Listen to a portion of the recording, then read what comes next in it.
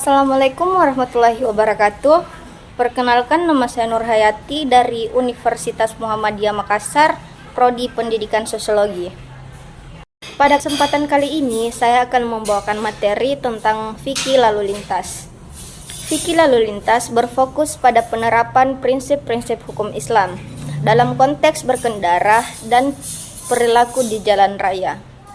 Fikih lalu lintas tidak hanya melibatkan hukum tentang keselamatan di jalan, tetapi juga menekankan adab, tanggung jawab sosial, dan kebijakan untuk menjaga hak orang lain. Ada beberapa aspek utama dalam fikih lalu lintas. Yang pertama itu ada hak dan kewajiban pengendara. Hak pengendara, setiap orang memiliki hak untuk menggunakan jalan dengan aman dan nyaman, asalkan mengikuti aturan lalu lintas. Kebijakan pengendara diwajibkan untuk menjaga keselamatan diri orang lain seperti memakai helm, menggunakan sabuk pengaman, dan mematuhi rambu-rambu lalu lintas. Yang kedua itu keselamatan jalan. Fikih Islam mengajarkan untuk menghindari bahaya yang dapat merugikan diri sendiri ataupun orang lain.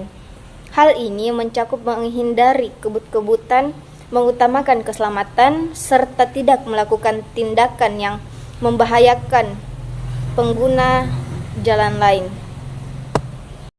Islam mengajarkan pentingnya menjaga keselamatan dengan berusaha tidak membiarkan kendaraan dalam keadaan rusak ataupun tidak layak jalan. Yang ketiga ada adab di jalan, menghormati pengguna lain. Dalam Islam, penghormatan terhadap sesama sangat ditekankan. Menghargai pengendara lain, tidak mendahului dengan cara berbahaya atau memperlambat kendaraan secara tiba-tiba adalah bagian dari adab di jalan.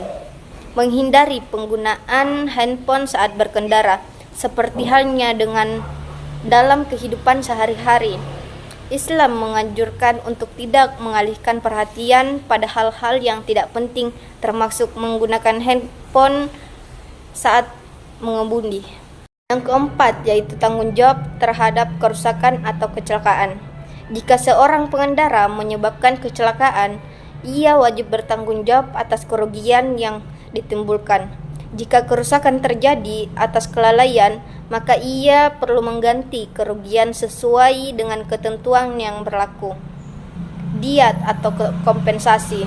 Dalam fikih, jika seorang terluka atau meninggal dunia karena kecelakaan yang melibatkan kelalaian, keluarga korban dapat menuntut diat atau kompensasi finansial sesuai hukum Islam.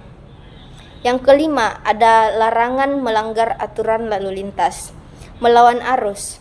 Berkendara melawan arus adalah tindakan yang sangat berbahaya, dan dalam Islam hal ini dapat dianggap sebagai bentuk pengabaian terhadap keselamatan dan hak orang lain. Menerobos lampu merah. Melanggar rambu lalu lintas seperti menerobos lampu merah dapat mencelakakan diri sendiri dan orang lain. Dan ini bertentangan dengan prinsip menjaga keselamatan dalam Islam. Yang keenam yaitu etika berkendara dalam kondisi darurat. Dalam kondisi darurat seperti membawa orang yang sedang sakit atau kecelakaan, seorang pengendara diperbolehkan untuk mengambil tindakan yang lebih cepat atau mengutamakan keselamatan, namun tetap harus memperhatikan keselamatan orang lain di sekitar. Yang ketujuh ada berdoa sebelum bepergian. Sebelum berkendara, umat Islam dianjurkan untuk membaca doa perjalanan, seperti doa yang diajarkan Nabi Muhammad SAW sebagai bentuk memohon perlindungan Allah Subhanahu wa Ta'ala selama di jalan. Yang kedelapan itu atau yang terakhir, pentingnya berbagi jalan. Berbagi jalan dengan sesama, baik itu pengendara lain, pejalan kaki, atau pengguna jalan lainnya, merupakan salah satu nilai yang diajarkan dalam fikih lalu lintas. Setiap individu bertanggung jawab untuk menciptakan kondisi yang aman dan nyaman bagi orang lain.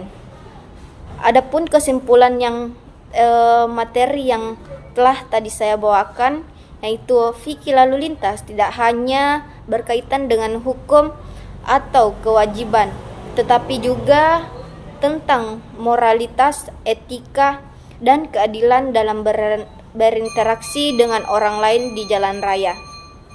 Mungkin itu saja yang dapat saya sampaikan. Kurang dan lebihnya mohon dimaafkan. Billahi fi sabil haq, fastabiqul khairat. Wassalamualaikum warahmatullahi wabarakatuh.